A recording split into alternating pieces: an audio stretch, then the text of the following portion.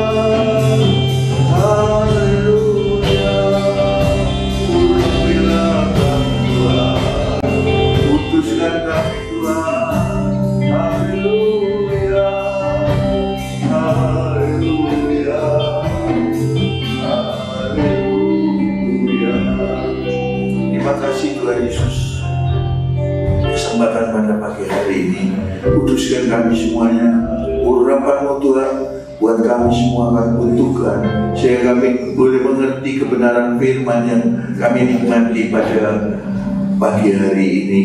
Ya Tuhan, tolonglah kami, kuduskanlah dari hamba-Mu yang menaburkan, sampai seluruh kami, pelayan-pelayan-Mu, seluruh sidang jemaat, semuanya mendapat urapan yang sama. Terima kasih Tuhan. Dalam nama Yesus kami bersyukur, berdoa, menikmati kebenaran firman ini. Haleluya. Amin. Ya, puji Tuhan, silakan duduk. Haleluya. Ya, puji Tuhan. Kita sudah rasanya sudah lama sekali kita tidak berbakti ya. Puji Tuhan, kita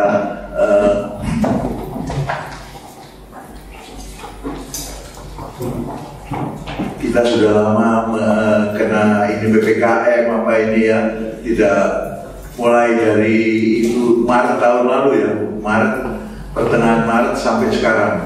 Wah, puji Tuhan, tetapi sekarang kita boleh bersyukur, kita boleh bertemu dengan tatap muka kembali. Puji nama Tuhan. Saudara-saudara yang dikasihi Tuhan, saya sangat bersyukur sekali dengan kesempatan ini. Saya merasa bahwa Tuhan luar biasa buat kita. Ya, puji Tuhan, pemeliharaan Tuhan luar biasa untuk gereja Tuhan. Ya, bukan karena kebaikan kita, tetapi karena Tuhan yang memilih kita, karena Tuhan yang sudah menyertai kita, sehingga kita ada sebagaimana kita ada sekarang ya. Puji nama Tuhan. Pada pagi hari ini kita akan merenungkan kebenaran firman. Ya, mungkin baterainya habis, minta tolong dari sana aja ya. Ya, ya, saya situ aja dulu ya. Tema pada hari ini adalah mengenal, ya, mengenal atau dikenal Allah. Ya, kita mengenal Allah atau dikenal Allah. Saudara-saudara, kalau kita mengenal Allah, wah, saya rasa semua sudah ya. Tapi bagaimana kita? Apakah kita dikenal oleh Allah kita? Ya, puji nama Tuhan. Ini sangat luar biasa ini ya. Seperti misalnya kita mengenal presiden kita, ya, presiden kita, tentu kita kenal ya, Pak siapa? Pak Jokowi ya, kita kenal. Tapi sayangnya dia tidak kenal saya, ya. Walaupun saya kenal, tapi dia tidak kenal saya. Nah, begitu juga dengan Tuhan, saudara-saudara. Ya, dengan Tuhan bagaimana? Saya rasa tidak jauh berbeda. Kita mengenal Allah, ya. Tapi apakah kita dikenal oleh Allah kita? Saudara-saudara, kalau kita tidak mempunyai hubungan yang intim dengan Allah kita, ya. Saya sering memberikan ilustrasi bahwa kita ini disertai oleh malaikat-malaikat Tuhan. Ayat-ayatnya juga sering saya sampaikan. Kita disertai oleh malaikat Tuhan. Tiap-tiap pribadi itu ada malaikat-malaikat yang menyertai. Ya. Tapi malaikat itu menyertai kita. Tapi malaikat itu memandang kepada Tuhan. Kalau Tuhan memberikan kode buat kita, maka Tuhan akan menyelamatkan kita. Tapi kalau Tuhan diam aja ya sudah. Makanya itu kita perlu bukan kita menyembah malaikat, tapi kita menyembah Allah kita, supaya Allah kita memberikan suatu perlindungan malaikat supaya bekerja buat kita. Puji nama Tuhan. Saya sangat percaya ya. Puji Tuhan. Klik supaya ini habis baterainya. Ya. Nah, kita melihat ya. Sebab aku dapat memberi kesaksian tentang mereka bahwa mereka sungguh-sungguh giat untuk Allah, tetapi tanpa pengertian yang benar. Ini Rasul Paulus mengatakan ini ya. Rasul Paulus mengatakan ini ya, bahwa orang-orang Israel ya, itu begitu. Termasuk Paulus sendiri sebetulnya ya. So aku dapat memberi kesaksian tentang mereka bahwa mereka sungguh-sungguh giat untuk Allah, tetapi tanpa pengertian yang benar. Termasuk Paulus sendiri ya. Paulus itu mempunyai satu kegiatan yang luar biasa, tapi dengan pengertian yang tidak benar. Ya, apa yang dilakukan oleh Paulus? Ya, sampai-sampai Paulus itu dia minta surat, ya, supaya boleh menahan pengikut-pengikut jalan Tuhan. Wah, kayak luar biasa Paulus itu. Ya, kita sekarang bagaimana? Mungkin kita juga begitu. Semua kita datang di kebaktian ini, untuk apa kita datang? Kita giat-giat, untuk apa tapi kita datang ini? Saudara-saudara, mungkin di dalam hati kita itu ada macam-macam tujuan kita. Mungkin hanya untuk melihat siapa yang khotbah, siapa yang menyampaikan renungan firman Tuhan. Mungkin hanya begitu. Memang giat, ya, kadang-kadang hujan pun datang ya. Tapi bagaimana? Apakah datangnya sudah benar? Enggak. Kalau kita datangnya hanya untuk melihat siapa yang khotbah. Dulu waktu saya masih muda ya, saya bekerja di biro teknik dan seringkali saya ada di perkebunan, ya. Maka saya pergi ke gereja kemanapun adanya di perkebunan itu, ya biasanya ada GKJW ya. Ya sudah, kita datang ke sana dengan Pak Arthur waktu itu ya. Ini kebaktian untuk apa di sana itu? Ya kita untuk rutinitas saja, ya, untuk rutinitas saja. Tetapi marilah pagi hari ini saya mengingatkan kita masing-masing ya, termasuk saya sendiri ya. Biarlah kita sungguh-sungguh giat, tapi di ayat tadi ya, sungguh-sungguh giat untuk Allah, tetapi tanpa pengertian yang benar. Coba klik lagi satu kali ya. Ya, kita giat, tapi tanpa pengertian yang benar. Jadi kita datang itu untuk apa? Untuk melihat siapa yang renungan, untuk melihat atau sebagai rutinitas saja, atau kita ada orang ya, waktu itu saya menghitung Pak Pendeta ini ngomong haleluya berapa kali gitu. Rupanya Pak Pendeta ini sering sedikit-sedikit haleluya, haleluya, dia hitung berapa kali haleluya. Jadi saya pikir, lah pulang dapat apa ini? Pulang di muka sana ngomong-ngomong dengan yang lain, pasti Pak Pendeta mengatakan haleluya itu 200 kali loh, dihitungi ya. Itu saya rasa tidak, sasarannya tidak tepat ya. Jadi dengan memang giat, dengan sungguh-sungguh, tetapi tanpa pengertian yang benar. Ayat 3 tadi ya, Roma pasal 10 ayat 3 katakan begini, oleh sebab karena mereka tidak mengenal kebenaran Allah, dan oleh karena mereka berusaha untuk mendirikan kebenaran mereka sendiri, maka mereka tidak takluk kepada kebenaran Allah ya.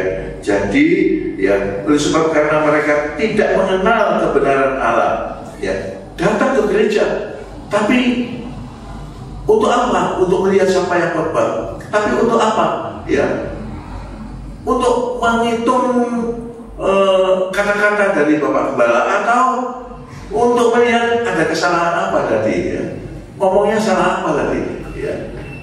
Ini saya dulu juga begitu, sudah pernah, bukan selalu ya, tapi pernah melakukan seperti ini.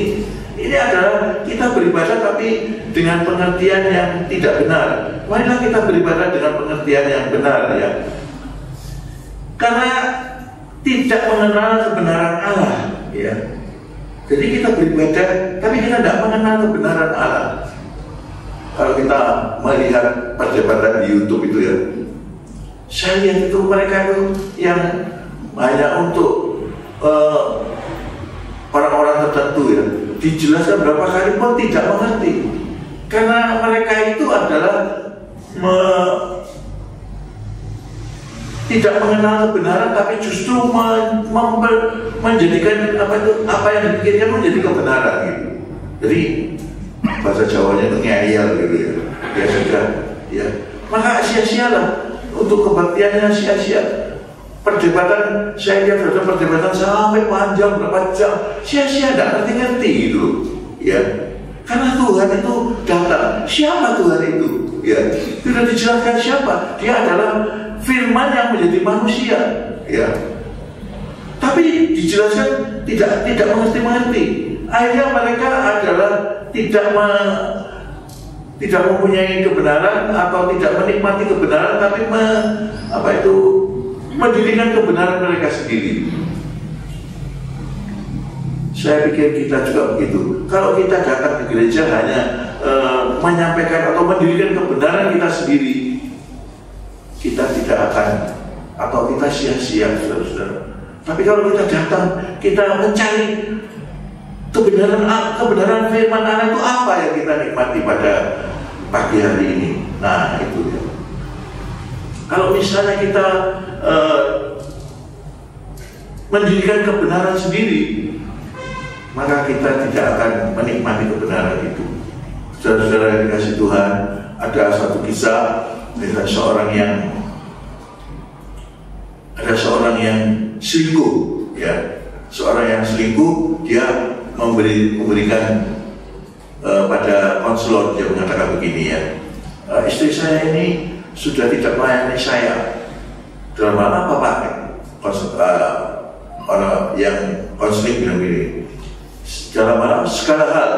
Konselornya tanya, barangkali Bapak ini mempunyai satu kesalahan. Ya betul, saya pernah selingkuh, katanya. Ya pantas lah, karena pernah selingkuh jadi istrinya menjadi sakit hati, jadi menjadi tidak mau melayani, ya. Tapi kalau tidak mau menyampaikan kebenarannya itu, ya, salah satunya jawabannya begini, ya. Iya, tetapi Tuhan itu luar biasa, katanya. Saat istri saya tidak mau melayani saya, tiba-tiba Tuhan kirimkan pemudi lain yang mau melayani saya. Wah, itu namanya bukan Tuhan kirimkan itu. Itu namanya iblis yang mengirimkan itu, ya. Kalau Tuhan yang tidak, Tuhan mengatakan satu untuk seumur hidup. Tetapi pada saat yang kritis begini, ada Tuhan mengirimkan orang wanita lain, katanya, yang setia, ya. Setia itu adalah pada saat-saat masih bulan baru, ya. Nanti kalau sudah selesai dalam masa pendekatannya, barangkali lebih jelek dari istrinya. Ini namanya konseling ini, ya, dengan konselornya ini, ya, dia menyatakan bahwa orang ini memberikan atau membenarkan diri sendiri, mendirikan kebenaran sendiri, ya. Ngomongnya Tuhan mengirimkan, itu bukan Tuhan yang mengirimkan, tapi iblis yang mengirimkan itu. Kalau Tuhan mengatakan, ya itu satu untuk seumur hidup, ya, sampai maut yang memisahkan. Puji tangan Tuhan, ya. Mereka tidak takluk kepada kebenaran alam, tapi mendirikan kebenaran sendiri. Jemaat yang dikasih Tuhan, mari kita datang kepada Tuhan dengan kita mencari kebenaran apa yang Tuhan berikan kepada kita. Pagi hari ini kita juga datang, ya. Jangan kita giat-giat, tapi sebenarnya untuk diri sendiri. Yang datang ke sini tadi main musik misalnya, ya, mohon maaf saya bukan menyindir pemain musik, ya, tetapi mari yang datang ke sini untuk main musik, ya, memang benar, ya, saya ingin mau main musik, tapi untuk apa itu, ya, supaya kita mengiringi, ya, mengiringi kebaktian, mengiringi pujian. Saya melihat, ya, sekarang tidak, ya, tapi saya pernah melihat begini, seseorang, ya, yang dulunya tidak bisa apa-apa, kemudian mulai belajar di gereja ini, mulai lebih pandai sedikit, lama-lama sangat pandai, gitu, ya. Kemudian kalau sudah mengiringi pujian, gitu, ya, pada waktu masih biasa-biasa, ya biasa saja. Tapi kalau sudah ahli, saudara, wah, jalannya beda, jalannya, ya. Waduh, pulang, wah. Saudara, untuk apa? Ngiring itu adalah supaya pada waktu kita memuji Tuhan, itu ada hadirat Allah datang. Ya, saya rasa itu, ya. Puji nama Tuhan. Marilah kita datang mengenal kebenaran Allah. Kalau kebenaran Allah itu ada pada kita, ya, kebenaran Allah itu ada pada kita, urapan Allah pada kita, pasti Tuhan itu bekerja, ya. Tuhan bekerja bersama-sama dengan kita, ya, luar biasa. Yakinlah saudara bahwa Tuhan itu bekerja bersama-sama dengan kita. Pengetahuan kita ini terbatas, tetapi kalau Tuhan itu bekerja bersama-sama dengan kita, Tuhan akan meluputkan kita. Misalnya kita mau misalnya kita mau apa ya? Ada orang yang menjatuhkan kita misalnya. Ada orang yang menjatuhkan kita. Maka kalau kita dekat dengan Tuhan, maka kita yang bisa dilindungi oleh Tuhan. Tuhan memakai sedemikian rupa sehingga Tuhan meluputkan kita, ya, dari segala masalah-masalah itu. Coba mari kita membaca di dalam Galatia, Galatia pasal 4 ayat 8, ya. Dahulu ketika kamu tidak mengenal Allah, kamu mempertahankan diri kepada Allah-Allah yang pada hakikatnya bukan Allah. Tetapi sekarang sesudah kamu mengenal Allah, atau lebih baik sesudah kamu dikenal Allah, bagaimanakah kamu berbalik lagi kepada roh-roh dunia yang lemah dan miskin dan mau mulai memperhambakan diri lagi kepadanya, ya. Saudara, dahulu memang sebelum kita mengenal Allah, kita memperhambakan diri kepada Allah-Allah yang pada hakikatnya bukan Allah. Jadi mungkin kita tidak sengaja, tidak sadar, ya, bahwa kita memperhambakan diri pada Allah-Allah huruf kecil, ya, yang pada hakikatnya bukan Allah, ya. Saya pernah tahu saudara-saudara, kalau misalnya kita melakukan sesuatu, nampaknya hanya mengatur pernapasan saja, gitu. Tetapi ternyata dari situ itu ada sesuatu yang luar biasa, ada kekuatan-kekuatan. Dari mana? Nah, kekuatan itu memang aneh, saudara, tapi tidak menyebutkan sesuatu, seolah-olah natural gitu aja. Dan ini adalah suatu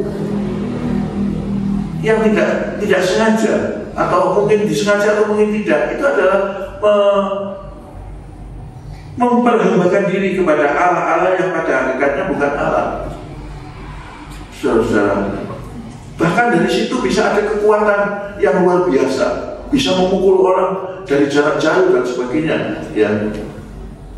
Cuman saya punya bukti-bukti, ya, itu kalau dilakukan untuk hamba Tuhan yang diurapi Tuhan tidak berlaku, gitu, ya.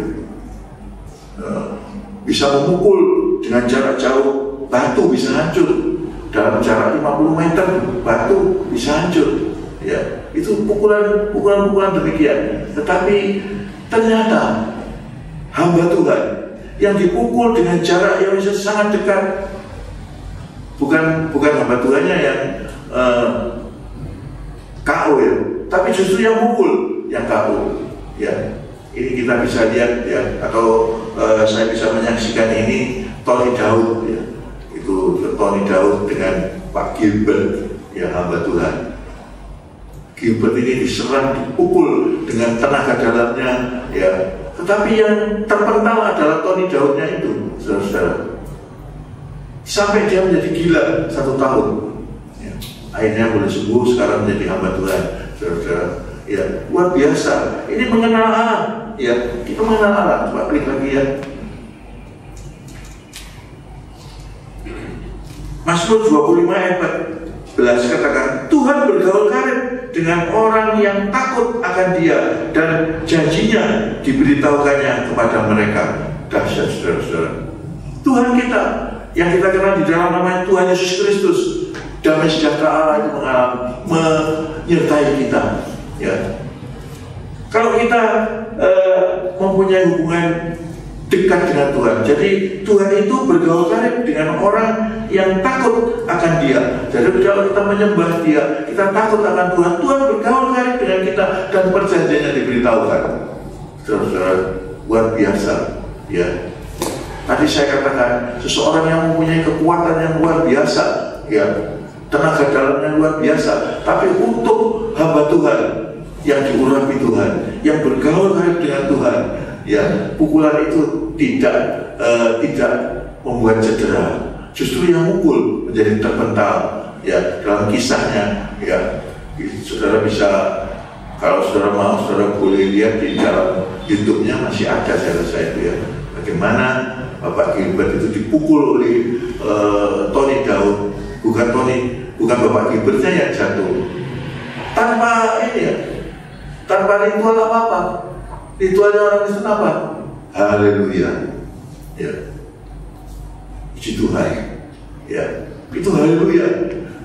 Luar biasa karena bukan ritual itu, tetapi adalah bagaimana Tuhan membentengi kita. Dalam kisah itu, ya, kalau pukulan itu dalam apa, dan sampai jarak yang dekat sekali akan kembali, memukul kembali, mental kembali. Ya, puji nama Tuhan. Jadi percayalah saudara-saudara yang dikasih Tuhan, semua kita itu disertai oleh Tuhan yang bergaul karib dengan Tuhan. Amin. Amin. Yang bergaul karib dengan Tuhan, ya, saudara disertai Tuhan. Ya, saudara disertai Tuhan. Bukan saya saja, tapi semua kita disertai Tuhan yang bergaul karib dengan Tuhan. Nampaknya kita tidak ada apa-apanya, nampaknya kita tidak mempunyai kuasa apa-apa, tapi Tuhanlah yang berkuasa. Tuhan makin besar, Tuhan makin luar biasa, saudara-saudara. Bahkan lebih lagi, saudara-saudara, bahkan lebih lagi, bahwa Tuhan itu Dia firman yang menjadi manusia, itu Dia mati, ya. Tapi Dia sebenarnya mati itu bukan mati itu Dia menyerahkan nyawanya untuk kita, supaya kita boleh diselamatkan. Amin. Yang mau, ya, puji Tuhan. Yang amin tadi, puji Tuhan. Tuhan memberkati. Jadilah menurut kehendak-Mu, ya, puji Tuhan. Saya sangat percaya ini, ya, karena kisah nyatanya ada, ya, kisah nyatanya ada. Kita boleh lihat, ya, kalau di YouTube itu kita boleh lihat, kita melihat bagaimana kisah nyatanya itu ada, bahwa Tuhan itu menyertai kita. Ya, kalau kita sungguh giat melayani Tuhan itu bagus, tetapi harus dengan pengertian yang benar. Kalau dengan pengertian yang salah, maka sia-sialah kita. Kita harus dengan pengertian yang benar, ya. Artinya kita tidak mempertahankan kebenaran kita sendiri. Kebenaran kita itu menurut Alkitab hanya seperti kain kotor, tidak ada artinya. Tetapi justru kita dibenarkan oleh Tuhan Yesus, itu yang luar biasa. Dengan kita dibenarkan itu luar biasa. Sebab apa? Kita diselamatkan, ya. Yang percaya pada Tuhan dibaptis, percaya pada Tuhan, itu akan diselamatkan. Luar biasa.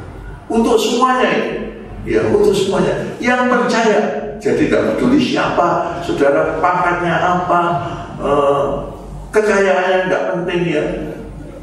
Tapi yang penting adalah percaya pada Tuhan dan bergaul karib, dan Tuhan bergaul karib, ya. Bagaimana kalau kita mau bergaul karib dengan Tuhan itu sulit, tapi Tuhan mau bergaul karib dengan kita, yaitu dengan apa? Dengan takut kepada Tuhan. Itu dengan takut pada Tuhan, itu Tuhan bisa bergaul karib dengan kita. Karena kalau Tuhan bergaul karib dengan kita, perlindungan Tuhan itu nyata buat kita, saudara-saudara. Haleluya. Orang-orang yang berniat jahat pada kita akan diluputkan dari kita, ya. Saya banyak mengalami bahwa kalau kita bergaul karib dengan Tuhan, luar biasa, hal yang tak terduga itu boleh kita nikmati, boleh kita alami. Karena itu saya mengajak kita semuanya, mari kita bergaul karib dengan Tuhan. Kita makan dan minum perjamuan kudus. Saudara-saudara, ada sedikit orang-orang Kristen yang salah. Saya nggak mau ikut perjamuan kudus, saya tidak mau perjamuan kudus karena saya tadi mangkel dengan sampah gitu ya. Nah, ini kebalik saudara-saudara. Karena tadi saya bertengkar loh, ini kebalik saudara. Mari kita bawa itu di dalam Tuhan. Ya, kita bawa di dalam Tuhan. Dengan cara kita makan dengan cara yang benar. Cara yang benar itu gimana? Kita percaya bahwa yang kita makan ini adalah tubuh dan darah Tuhan. Memang kita makan ini adalah koin apa itu sakramen ini ya, apa namanya ini? Hosti ya, hosti dengan anggur ya. Itu secara fisiknya kita makan, tapi kita percaya bahwa ini adalah tubuh dan darah Tuhan. Nah inilah, percaya inilah yang bisa mengubah kita untuk menikmati berkat Tuhan ya, untuk kuasa Tuhan bisa ada di dalam kita.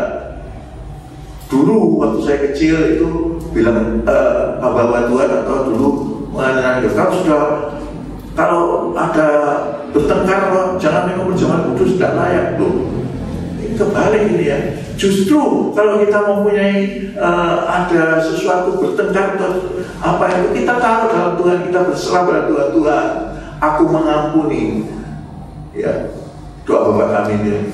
Kalau mau mengampuni, kau pun diampuni. Jadi kalau kita mengalami sesuatu, bukan kita justru tidak makan perjamuan kudus, tidak. Justru kita datang, justru kita berserah pada Tuhan dan kita datang kepada Tuhan.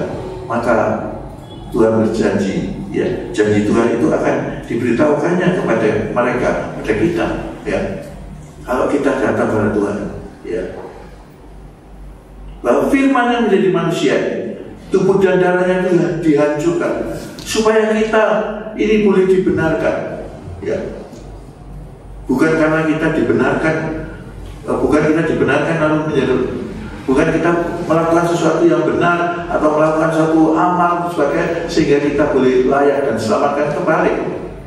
Tapi karena kita percaya pada Tuhan. Kalau itu tidak usah melakukan yang baik, enggak loh. Ya, karena kita percaya pada Tuhan, karena kita berterima kasih pada Tuhan, maka kita melakukan hal yang baik. Ya. Maka kita datang pada Tuhan, kita melakukan yang baik.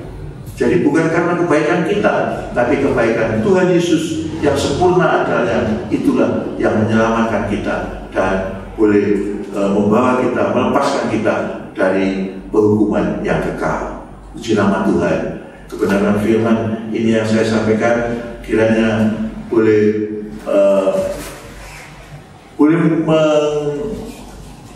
mengurapi kita semuanya, dan kita boleh menyadari bahwa kita dibenarkan oleh kuasa Tuhan. Tuhan Yesus memberkati. Mari saya undang ya, yang merayakan perjamuan kudus, saya undang ya, kita menyanyi. Terima kasih untuk kesempatan yang indah pada pagi hari ini. Kabulkanlah Tuhan doa-doa, syafaat doa pribadi yang sudah dinaikkan pada pagi hari ini. Ya Tuhan, terima kasih. Puji syukur kami naikkan kepadamu. Mau berdoa juga untuk Bapak Rudi, bukakan rahasia firman-Mu, tambahkan iman bertambah-tambah. Tuhan, terima kasih. Jemaat-Mu yang datang pada saat ini juga hamba taruh dalam tangan Tuhan. Tuhan Yesus, terima kasih. Puji syukur kami naikkan kepadamu. Tuhan, melihat iman daripada jemaat-Mu ini Tuhan. Tuhan menjamah, memberikan kesehatan, meluputkan dari segala masalah virus-virus ini. Tetapi Tuhan, tolonglah kami tetap percaya kepadamu, kami menjaga protokol kesehatan, kami tetap lakukan, namun perlindungan Tuhanlah yang terjadi. Terima kasih Tuhan, kami akan pulang, namun marilah Tuhan, biarlah damai sejahtera Allah yang melampaui segala akal itu, yang kami kenal di dalam nama Tuhan Yesus Kristus.